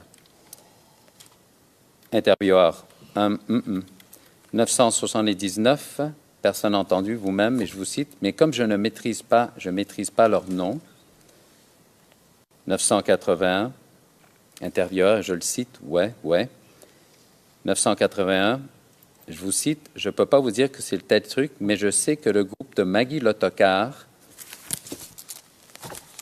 intervieweur, et la ligne 984, je vous cite, des trucs s'entraînaient là-bas. Et à la ligne 986, vous dites la place CP1.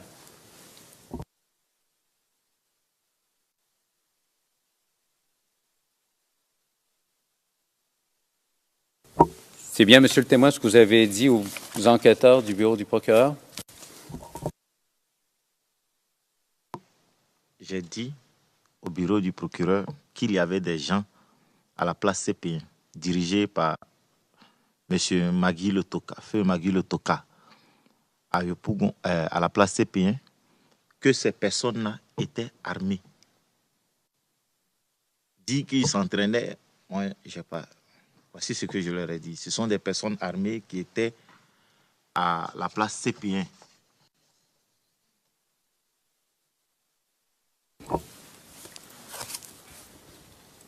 Simplement pour que ce soit clair au dossier, est-ce que c'est quelque chose que vous avez constaté de vos propres yeux? Oui.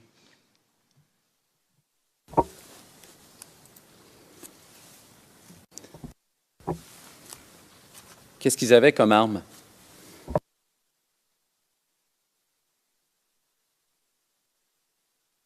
Je ne maîtrise pas trop, mais je sais qu'il y avait des armes à feu. Je ne pourrais dire les différents noms parce que je ne connais pas véritablement.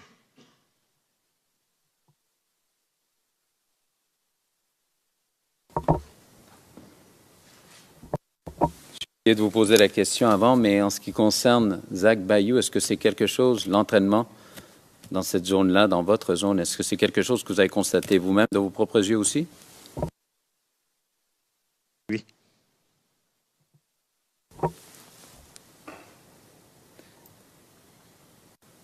Alors, à votre connaissance, est-ce qu'il y avait des entraînements qui se faisaient ailleurs?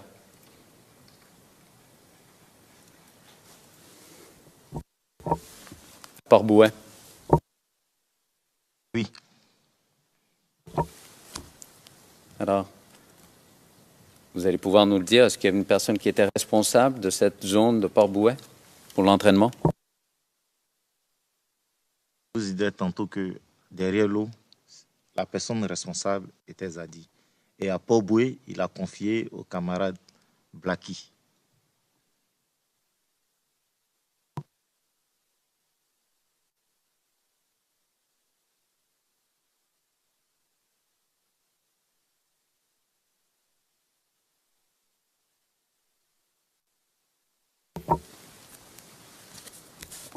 Alors, simplement pour le transcrit, c'est B-L-A-C-K-Y. C'est bien ça, Blacky? Oui. Comment vous savez que, justement, ça a été confié à le dénommé Blacky?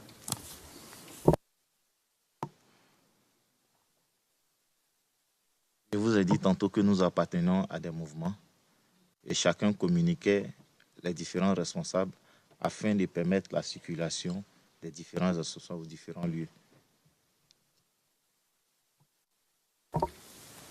Et qui vous a relaté cette information au juste?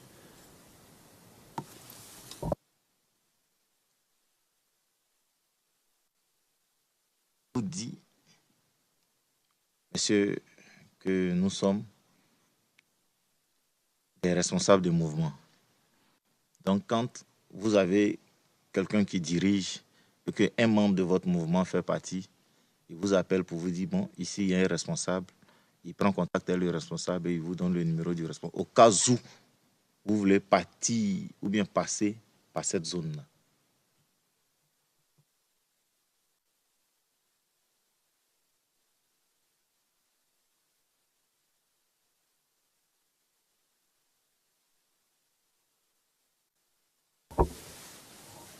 Alors, Monsieur le témoin, est-ce que vous étiez présent, vous, à la veillée d'armes à la place de la République le 26 mars 2011? Oui, monsieur.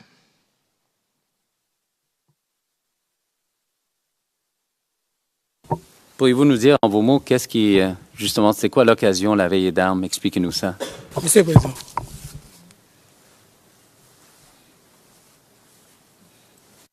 Torbognan? Monsieur le Président, veillée d'armes, ça fait 2 fois que l'accusation parle de veillée d'armes. Je ne sais pas d'où est-ce que ça sort, parce que je n'ai jamais entendu le témoin parler de veillée d'armes. Ça fait 2 fois qu'il le dit. Je ne sais pas si c'est dans le transcript que je n'ai pas vu, mais je ne crois pas l'avoir lu aussi. Je peux reformuler. I can reformulate, Your Honor. Monsieur Gasson, je peux reformuler, le Président. Alors, comment appelez-vous, monsieur, ce qui s'est passé ce jour-là? Quand est-ce que c'était? Comment est-ce que vous appelez cela? Monsieur MacDonald, c'est le 26 mars à la place de la République, le Président. Comment est-ce que vous appelez ce qui s'est passé le 26 mars à la place de la République?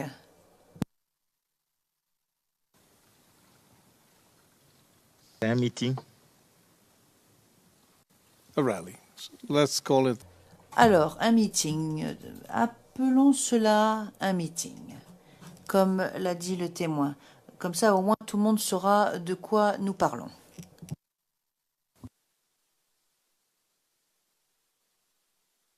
Although I don't see much difference. Bien que personnellement, je ne discerne pas une grande différence. Pouvez-vous nous expliquer brièvement en quoi consistait ce meeting du 26 mars 2011?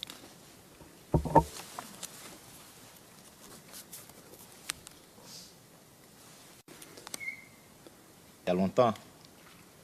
Et je sais que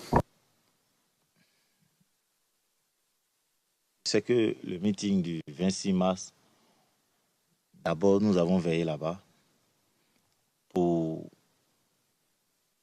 interpeller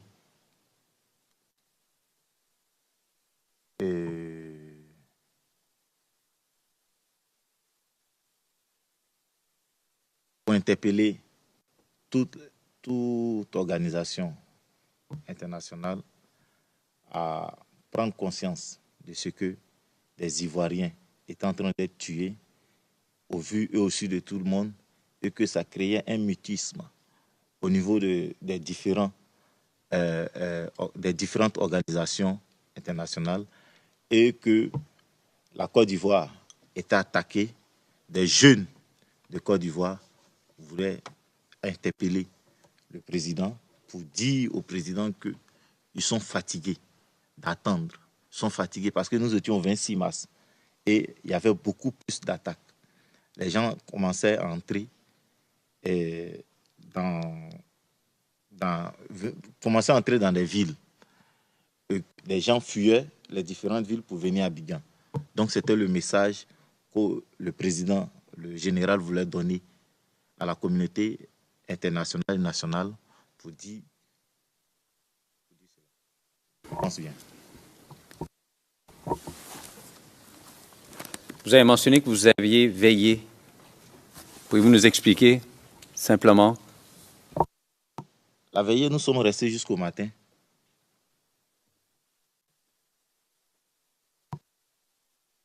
Alors, monsieur le témoin, je vais vous montrer une vidéo.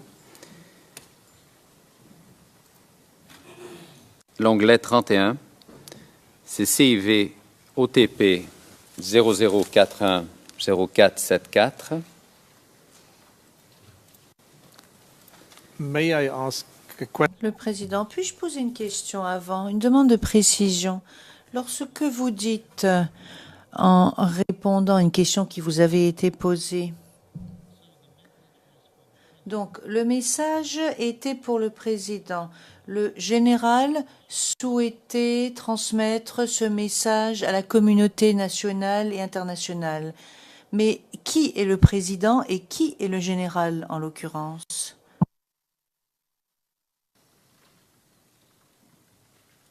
Le général, c'est M. Charles Blegoudé. Le président, c'est M. Laurent Gbagbo. Thank you very much. Le président, je vous remercie beaucoup. Alors, nous allons jouer 22 secondes à 2 minutes 58. Et le transcrit se trouve à l'onglet 34, CIV OTP 0044 2485 de 2486 à 2489 et ligne 4 à 27.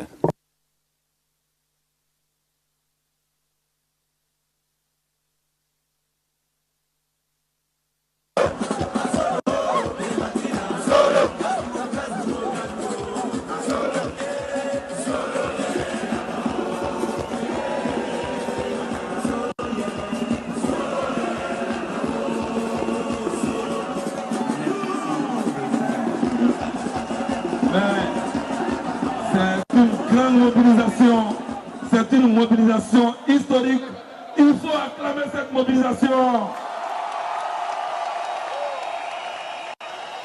Merci les gars. Merci camarades. Vous êtes formidables. Chers amis, de 2002 jusqu'au moment où je vous parle, beaucoup nous demandent où nous tirons notre énergie. Beaucoup nous demandent où nous enlevons cette force de mobilisation. Les gens se disent quelquefois, les patriotes sont découragés.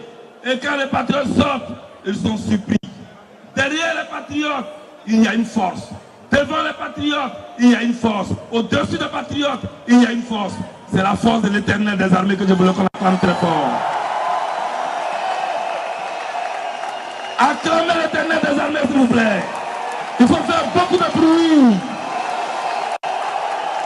Chers amis, je vous remercie. Je vous félicite. Vous êtes devant, donc vous ne voyez pas derrière vous. Sinon, vous allez faire une grande mobilisation. Et je n'ai pas grand-chose à dire ce soir. J'ai fait le tour des quartiers avec mes amis de l'Alliance, avec mes camarades leaders. Aujourd'hui, ce rassemblement est plus spirituel. Mais ce que je voudrais vous dire, chers amis, les adversaires de la Côte d'Ivoire ont échoué. Et dans les quartiers, ils vous effraient. Oui, les gens quittent Abidjan. Les gens quittent Abidjan. Qui quitte Abidjan? Voilà la question qu'il faut poser. Qui quitte Abidjan? Ceux qui ferment les boutiques et qui ont fui Abidjan. Ceux qui ferment les magasins et qui ont fui Abidjan. Ils n'ont qu'à partir. Mais quand ils vont revenir, ils vont trouver les Ivoiriens dans ces boutiques-là. Ils vont trouver les Ivoiriens dans ces magasins. C'est ça qui est la vérité. Ils vont trouver les Ivoiriens là-dedans. Ils veulent s'aimer la peur dans votre esprit. Est-ce que vous avez peur? Comme le premier ministre Afing l'a dit.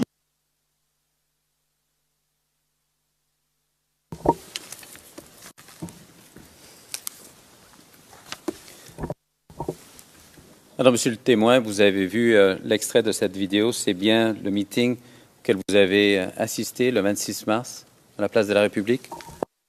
Oui. Alors, est-ce que vous êtes allé seul à ce meeting ou est-ce que vous êtes allé accompagné? Je suis allé accompagner. Avec qui? Avec les membres de mon mouvement.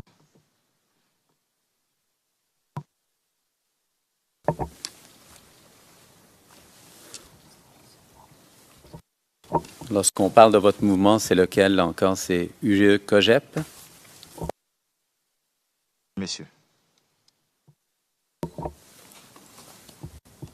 Alors, je veux simplement qu'on va y aller chronologiquement. Vous allez me dire si je vous ai bien compris, mais est-ce que vous avez veillé, vous, personnellement, avec les membres de votre mouvement? Vous avez passé la nuit là-bas, à la place de la République? Monsieur. Qu'avez-vous fait par la suite?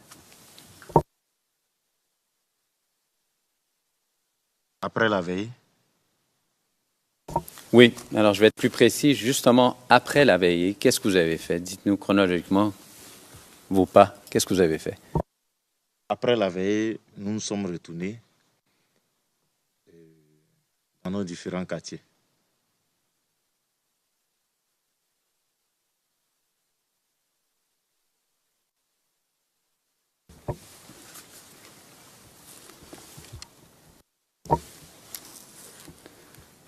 Est-ce que vous êtes passé par d'autres quartiers avant de retourner éventuellement à votre quartier, à Niangon Sud?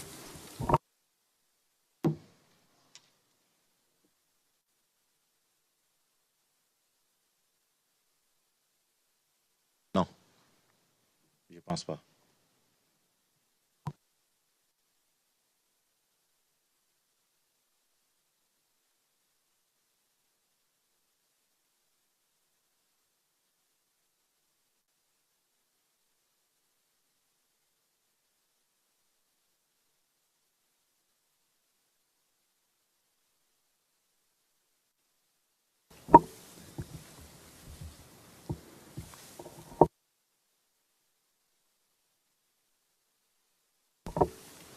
Connaissez-vous le nom de Paul Dokuyi?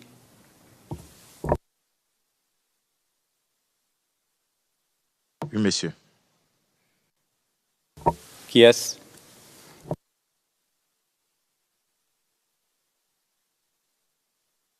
C'est, je pense bien, animateur radio.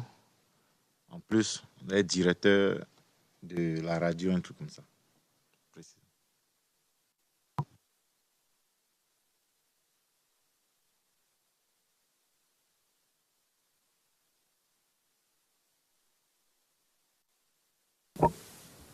Est-ce que vous êtes déjà allé chez lui?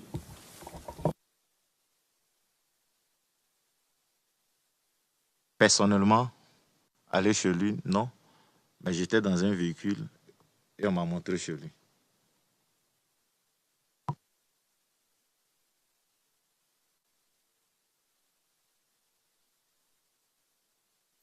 Alors expliquez-nous ça. Vous dites que j'étais dans un véhicule et on m'a montré chez lui. Dans quelles circonstances et quand?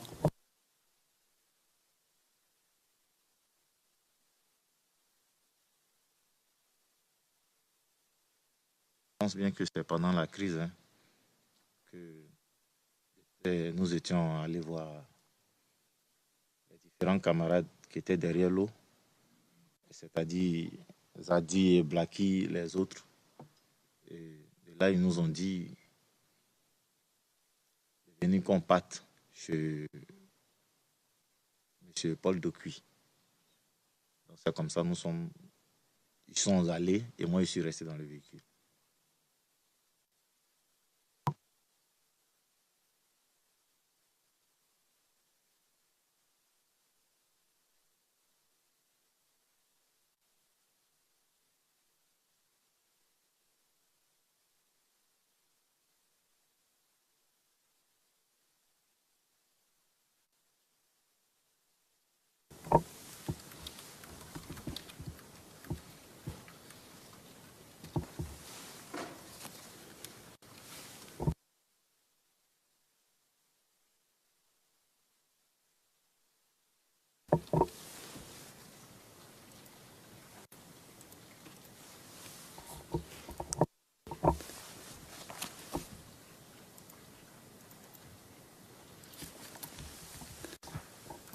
Vous dites qu'ils sont allés faire quoi?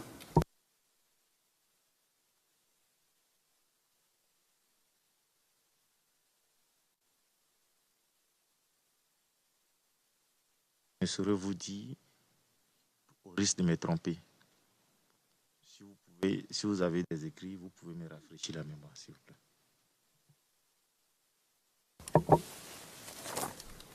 Alors, monsieur le témoin, je vais vous ramener. C'est une confrontation, monsieur le juge.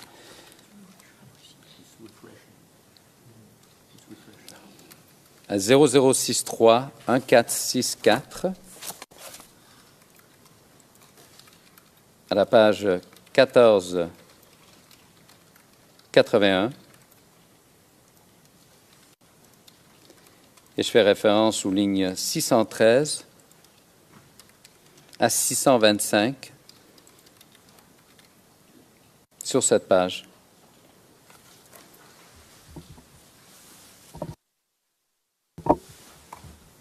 Alors, à la page 1481, la ligne 613, vous mentionnez, et je vous cite, Paul Dokouy, intervieweur, je cite, c'est qui? Votre réponse, c'était l'ancien DG de la radio, un proche du intervieweur à la ligne 616. 2, 617. Et je vous cite, ouais, il était un ancien directeur général de la radio.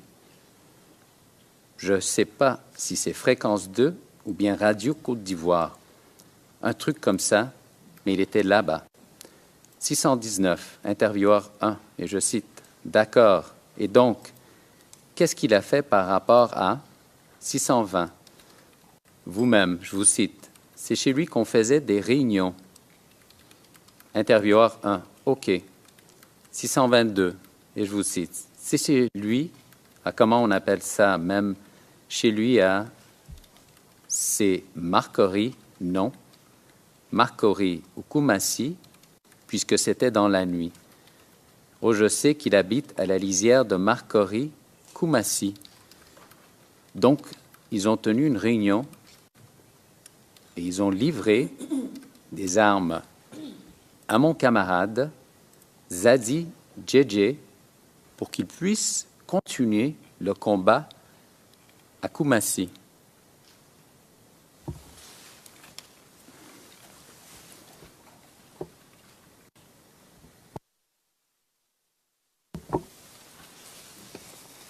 Alors, je vous ai lu ce que vous avez dit. C'est bien ce que vous avez dit aux enquêteurs du bureau du procureur. Est-ce que ça vous aide?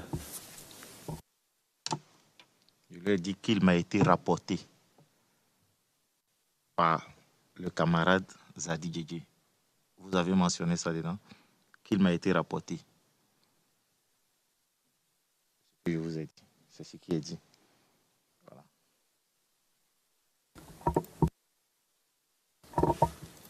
Your Honor, I see the... Monsieur Garcia, je vois l'heure qu'il est. Monsieur le Président. Le Président, moi aussi. Monsieur Garcia, je peux déjà assurer à la Chambre que j'en suis à mon dernier thème de discussion. Le Président, qu'est-ce que cela signifie pour la durée?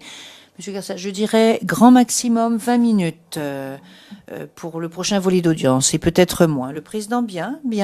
Alors nous allons commencer donc avec le bureau du procureur qui terminera, puis ensuite nous donnerons la parole à l'une des deux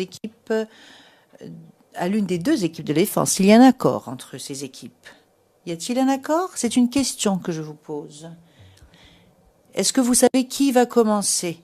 Maître Rocher. Ce sera l'équipe de Monsieur Blégoudet qui commencera. Le Président, je vous en remercie. Et merci. Donc nous aurons 20 minutes pour l'accusation. Et ensuite, nous donnerons la parole à l'équipe de défense de Monsieur Blégoudet. Nous allons maintenant faire notre pause déjeuner. Vous allez donc pouvoir vous restaurer jusqu'à 15h et nous reviendrons à 15h pour poursuivre votre déposition. Merci beaucoup. L'audience est levée.